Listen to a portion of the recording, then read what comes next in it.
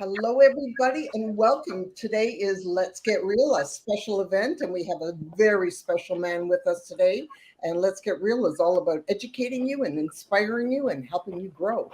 And I know that our gentleman who is with us feels the exact same way because I have been watching him forever, and I am so excited and honored to have him in our ground. I am Glenda Kroll. I'm a reinvention coach, and my sidekick is my partner. Your partner in crime, I'm Nicole Harvick. I'm known as the quantum energy healer, and I'm also a forgiveness expert. And I cannot wait to talk to David because he talks about things right up my alley. Yeah, and that's exactly us. Today we have David Meltzer with us, and he is an American entrepreneur, author, speaker, broadcaster, the CEO of Sports One Marketing, the successful sports entertainment agency with his famed quarterback, Warren Moon. And David is the legendary sports executor, and he's done so many things. And I don't want to waste a second of this time because every moment is crucial right now. Welcome, David, and I am so humbly honored to have you here. Thank you for coming. Thank you for having me. And most importantly, myself, a quantum healer, studied in India as well. And I always say it doesn't matter what we've done in the past, it's the meaning that we've given those defining moments, inflection points towards the trajectory of our future. So to that end, thank you so much for having me here. And I can't wait to answer your questions and hopefully empower others. Exactly. Well, that's what we're all about as well. And thank you. So, we look at you and we see you as this big time executive and sports entrepreneur and all the rest of things. But I know you didn't start there. And I've listened and watched you for so long. And actually, you remind me very much of my dad, who I love and adore, and he's no longer with me. But every time I see you with that beautiful smile and just who you are, it's like you're coming to me from another, there's another source coming into me. And I know that you believe in all of these things. And I think that's why we connect, not just me, but Nicole as well. So tell us a little bit about your background, because I want people to believe that no matter where you've come from, that you can always move to another place in our world. I love that. And where I am today is in a world of more than enough. I believe I am in an infinite, abundant, unified system of thought. And that's not where I started. I didn't start in the world of more than enough, this unbelievable value add world. I grew up like most people in a zero-sum game, a world of not enough. I grew up with a single mom, 6 kids. She worked 2 jobs trying to educate us to get out of that financial situation that I was born into. And I took a hold of that quite well and lived in scarcity for a long time, competing for what I had, trying everything as a trader in a negotiation and educating myself, doing my best, learning lessons and having fun. I ended up after law school becoming a millionaire. 9 months out of law school, I achieved my first objective, which was to buy my mom a house and a car. Mm-hmm. And I always told myself, man, if I could make $1 million, this is way back in the 70s. If I could make $1 million, I will buy my mom a house, buy my mom a car, and retire. Obviously, I didn't understand inflation and other things at the time.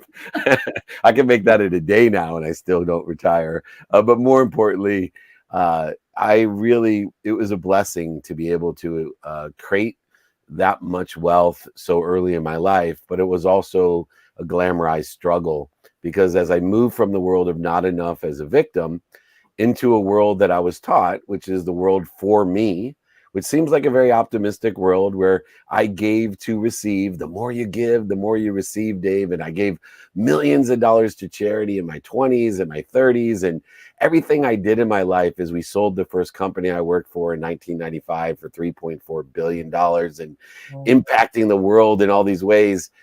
Everything I did confirmed this world of just enough, buying things I didn't need, trading and negotiating to impress other people I didn't like. And it ended up in a very shallow, empty world. I was always trying to get more happy, more healthy, more wealthy, more worthy, more than everybody else. And but that world wasn't the world of more. It was a world of just enough. And so I had to learn some valuable lessons in order to transition from the world of not enough to the world of just enough, buying things I didn't need to impress people I didn't like, to Yeah. the world I live in today on this new 17-year journey as a quantum healer, a theta meditator, an open-minded, open-hearted, open-handed person who lives in a system, a unified system, an abundant, infinite system of thought. Wow, I love that. And you know, it takes a lot. And I know when I've listened to a lot of your stories, you know, of how you went from having everything and losing everything, which is like, you know, one of my best wonders in the world is how do you lose $100 million? And it you know, like to think about it, and you know, it shows you, and I understand because I was there at one point in my life, having the world but being in the most miserable part of my life, and but taking all of that and losing it all, and because you had a lot of ego. And let's talk a little bit about ego here. Yeah, it's very essential to me. My paradigm shift, and part of quantum healing is understanding I am. And so instead of being more happy, more healthy, more wealthy, and more worthy, I shifted the paradigm of my life to believe in this infinite system of thought that I would be protected and promoted, that I lived in a value add world of abundance. So therefore, I am happy, I am healthy, I am wealthy, I am worthy. What was I doing to interfere, FEAR, with it? Mhm. And what I realized was that there was two types of fear in my life. Fear of the past usually materialized itself as some kind of regret or guilt-based fear, or fear of the future, which was an anxiety-based or a worry-based fear. And when I started to prescribe the ego-based consciousness, in which fueled that fear, when I could prescribe a need to be separate, or a need to be right, a need to be offended, a need to be angry, frustrated, guilty, resentful, all of these different ego-based edging goodness or God out of my life, that paradigm shift allowed me to understand fully the power of the omniscient, all-powerful, all-knowing that I was part and parcel of, that I was a co-creator with, that I now had this faith. It doesn't matter what your religion, Yeah. spirituality, philosophy, or theory is. I believe my greatest faith is it can be put very simply, and it aligns with most people's religion, spirituality, philosophy, or theory. I believe there's something bigger than me that loves me more than my mom. And it's so easy to feel protected and promoted, to not out logic myself, oversell, back and sell, lie, manipulate, or cheat, or deny what I am, but instead allow me to believe I'm being protected and promoted. What am I doing to interfere with this beautiful source that I'm part of? Beautiful. That is so profound, isn't it? It really is. And how do you deal with all the people around you that don't have your mentality? Do you put up a shield? How do you let them in, or how do you gauge who they are and if you want to work with them or befriend them? Oh, what a perfect question. So for me, I always say what other people think I care about, but it's none of my business.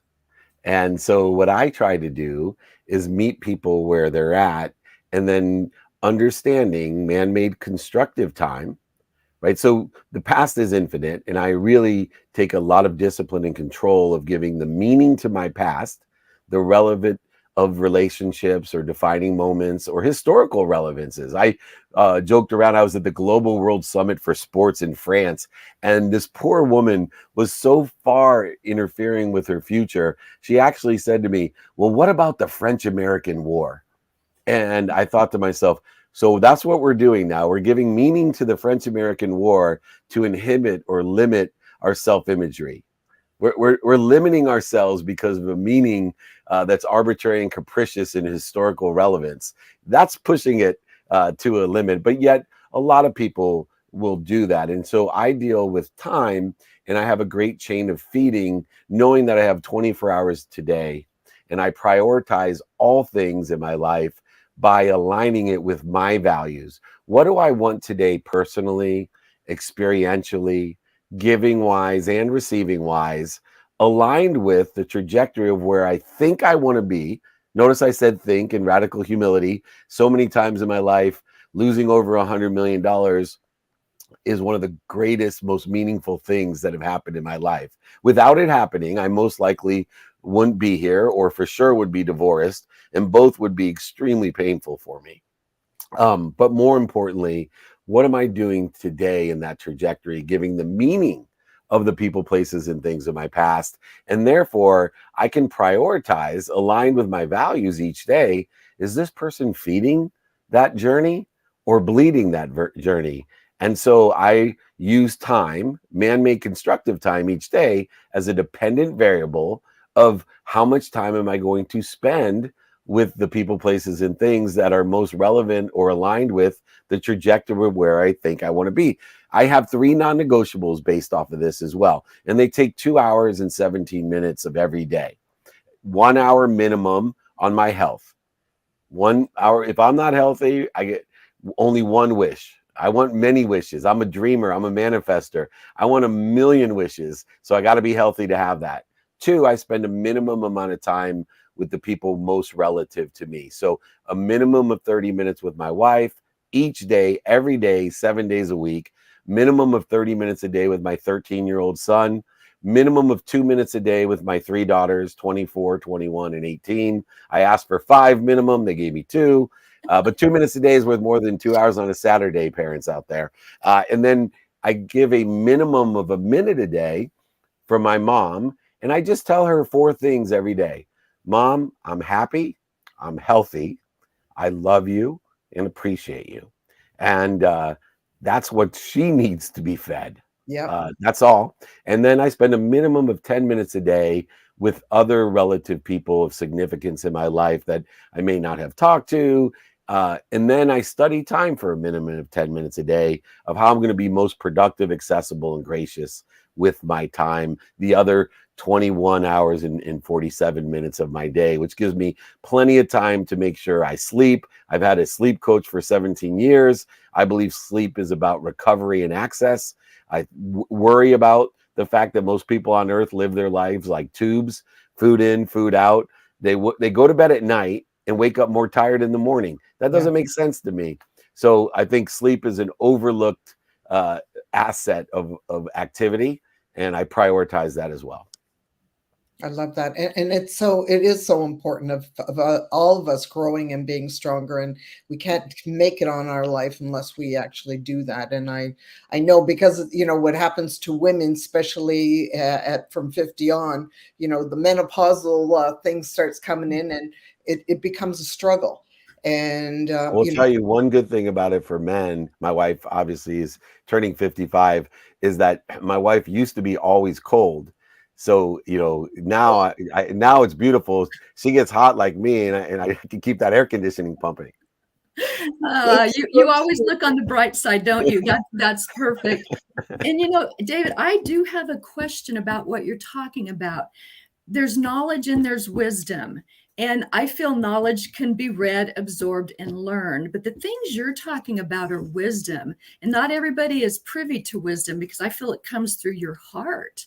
So where is this that where is this coming from? It's really amazing. And I want to know where to find this. I love it. Well, I have, since I've been 18, a great lesson in my mind, which was be more interested than interesting. And through my journey, knowledge is great of who and what, and I have a lot of knowledge of who and what in my life. But by being interested in understanding this value add, I have read and continue to be interested from the earliest scripts. I carry behind me, from Sanskrit, things like this. You want wisdom? This is the 10 rules for being human. This is before they had writing. In these simple, whether it's Lao Tzu that I study, all the religious texts I study for the last 7 years, of course, in Miracles every day. And I have learned one practice that helps me with wisdom, and it's an understanding, and you'll get this as a quantum energy healer. People misinterpret intuition. They think intuition somehow has an inherent logic or reason or some quantitative layer to it. And it doesn't. Intuition is about awareness. And so as I have more and more faith, and the more that I am more interested, I use my intuition to raise my awareness, not to out logic or out reason something. So a classic example is someone who's sitting at a craps table in Las Vegas. They roll a hard 8 and they'll tell you, I knew it. No, you probably have said to yourself on 6 different rolls, it's going to be a hard 8, and it finally hit hard 8. Well, in life, for me, I created a system where if something resonates with me energetically, then I go ahead and reposit it. I save it, and I created a system to access it. And so it becomes a clue. All of those things that resonate with me, my intuition creates clues, and the system that I've created allows me to create patterns. And when I take a resonant of an intuition and it creates a pattern in my life, I now can make better logical choices according to where I'm at, because I'm part connected to and through source, which is omniscient, all powerful, and all knowing. And I'm not. We get into trouble all the time with people who love us most, because they're the most dangerous, ignorant, arrogant people in our lives. Because, for example, my mom, she's so much more afraid for me than I am for myself. So the advice that she gives me is based out of a great fear. And so the advice is going to not be the best advice for me. So I use my intuition to gather the clues, create patterns, and make better logical choices. One other example real quick about this omniscient trust that I have is like when you're young, maybe 3 years old, everyone at one point or another tried to put their hand on a stove or in a fire. And if you had a mom like me, my mom, she's a 2nd grade teacher, never yelled, never hit anyone, and literally when I went to touch the stove, she slapped the back of my hand so hard and screamed at me, no. It terrified me, and I just started to cry. Mom, why are you punishing me? And she immediately hugged me like her 2nd grade teacher self and said, oh, sweetheart, I'm protecting you. I'm not punishing you. You don't know what that stove's going to do to you. This is the way I see my whole life. A lot of times I'm reaching out to touch a hot stove, and whether it be a business opportunity or a school that I was applying to or a relationship that I wanted so terribly bad, an experience that I wanted, I get slapped and told no. And instead of thinking I'm being punished, I realize in radical humility, as the omniscient, all-powerful, and all-knowing source, this infinite system of thought is slapping me and telling me, hey, I'm protecting you. I'm promoting you. There's something so much better for you. You just are limited in your logic and reason. You can't understand it because you live in man-made constructive time. Wow. Yeah, that is a wow moment. That is a very big wow moment. This is definitely going to be a show that I'm going to have to repeat and listen again and again and again. Okay, so there was a point in your life, and I remember a story where you were on a plane and you had not started meditating at this point yet, and you were actually going on your way to India. I want to talk about the power of shifting. And this woman had said something to you, and you just kind of rolled your eyes because you were at that point, you were more ego-driven. So let's talk about, I'm trying to make as much as I can in the small amount of time we have to go into it. But let's just base on that, because that's kind of shifted your life and pulled you into the person that you are today, correct?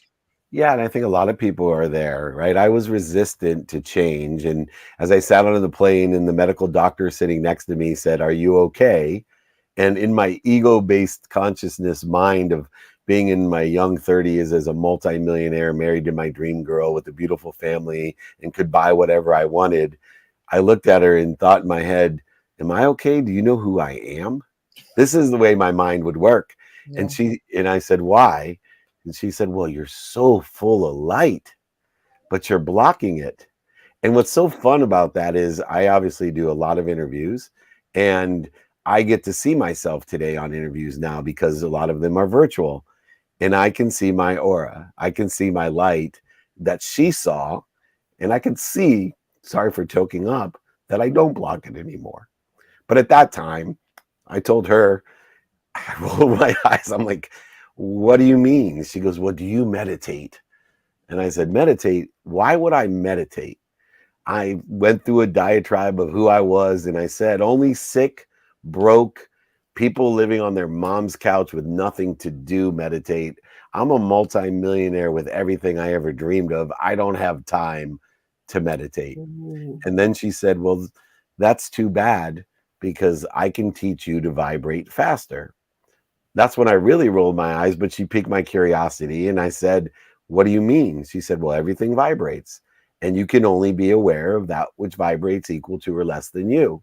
So if I could teach you via meditation to elevate your frequency or vibration, your awareness will allow you to make better choices and to be happier and to live in abundance. She said, I'd like to invite you to a workshop. And I said, sorry, I don't have time. And she said, that's too bad. She said, because I could raise your awareness so you would know when to buy or sell. So you asked about meeting people where they're at. Yes. This was an example of what I learned and how I help people is when you find out what they like or you find out what they don't like, if you're able to give them more of what they like or take away what they don't like, you have a great shot of explaining quantitative value of any subjective or objective thing in the world. And for me, I am so grateful that she met me where I was at in my ego-based, scarce world of making a lot of money, that she was able to apply meditation, theta meditation, and quantum healing to how I could make more money. And I joke around with her still today. Her name's Dr. Sangeeta Sahi, that she tricked me into meditation. But I've been doing it for 17 years without missing a day, 20 minutes a day. And it has elevated my awareness and my frequency to give me that wisdom, along with pragmatic practices of being more interested than interesting and a variety of other tools that I had learned before I began to meditate. So I'm one of the few people at the highest level that have a pragmatic, quantitative life experience, like being a lawyer and going to business school and running billion-dollar companies, and then understanding the true power of abundance and applying pragmatic tools to that instead of to scarcity. Wow. So what type of meditation do you do so people that are meditators can maybe key into for themselves? Sure. So I do theta meditation, which is the theta mind vibration or frequency. But I will tell you this, I started and I took it step by step. So my first stage of meditation was just sitting still because I couldn't even sit still. Then the second one was just being quiet. Then the third stage of meditation was is awareness. And now today I transcend because I have an unwinding routine at night that puts my mind, body, and soul in a position to recover, obviously, which everyone wants, but also to access information.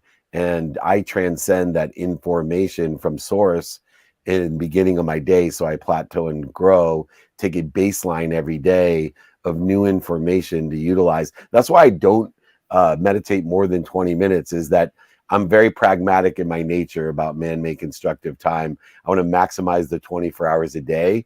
And if I took in more than 20 minutes of information from source, it would be a waste of time and information because I barely have enough time during the day to utilize 20 minutes of information compared to some people that may meditate for 10 straight days. But it's only up to you, your timing, your risk tolerance, your values. I always say it works for me and it has no risk for you. So try out what's best for you. But there's no risk. And I trace calligraphies, I meditate, all these, I wear bracelets, I do fun things, but everything I do has no risk at all. And it works for me. And I can't guarantee anything that I do will work for you. But do your own analysis of what does work for you. And David, I have a burning question for you. It's been driving me crazy since I saw it. But in your book, the Principle 3 Manifestation, you have a quote from Florence Scovel Shinn. You are only the second person in my life that has ever heard of this lady. How did you find her? And her book's almost 100 years old, Glenda. It was written in like 1925. How did you find her, and do you utilize her to this day? I do. And look, there's this really unique tool out there. It's called Google. And and now it's going to be overtaken by Chat GPT, and which is even more of a servant. And I will stress this to everyone. I've been in technology since 1992. Web 1, Web 2, Web 2.5, and Web 3. Technology is a great servant. It is not your master. And because when I first got involved in legal research online with Boolean searching and then natural language searching, that was the main servant for information for me. In fact, I analogize my meditation to the cloud and the Akashic records to this big server in the sky. And you can see now with AI that it's more real than 10 years ago when I was telling people about how we could be some sort of intelligence in a similar format of an abundant server of all time, past, present, and future. So I did research on what I needed when I was writing my book, and she came up and the quotes came up, and I went down the rabbit hole of being more interested. And I still use Google, and I still will find different things. Dr. Wayne Dyer was another one, Jack Canfield. And what's so funny is a lot of the people that are alive, and Bob Proctor and Dr. Dyer have passed. But in my lifetime, I wrote a book with Jack Canfield called Creating the Life You Love. And you're talking about someone that, laughed at my wife when she showed me The Secret.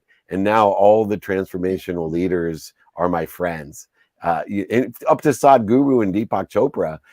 But, everyone from Lee Brower to just Sharon Lecter, just the amazing amount of people, John Asseroff. These are all my closest friends. But 20 years ago, I was laughing at them, scoffing at them, and making fun of them. And now I applaud them every day. And I hope all others feel the same way. I love when people laugh at me, scoff at me, and make fun of me, because I know that I have a chance someday. If they care that much to laugh, scoff, and make fun of me, they'll care enough to applaud me someday as well.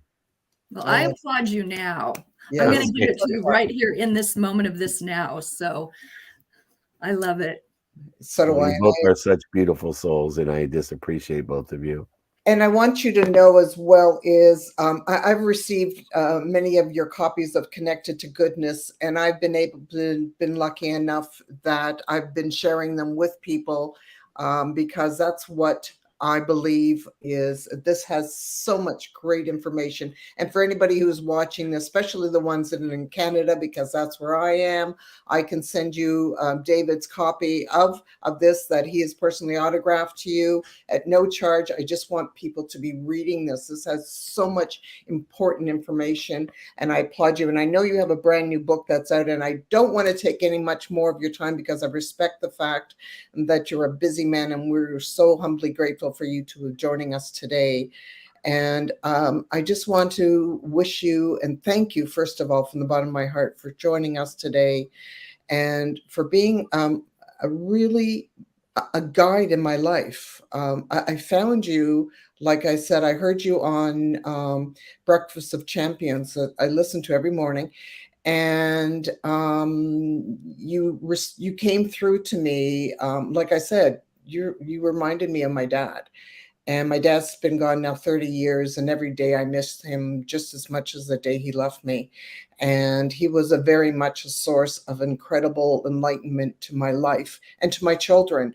And for that, I am so grateful. And you are now giving that to me. And I've shared this with a great interview that you did with my children. I have a son now who is practicing law and doing very well, but you've got so much more information. I want them to hear this out because there's so much of you that people need to hear.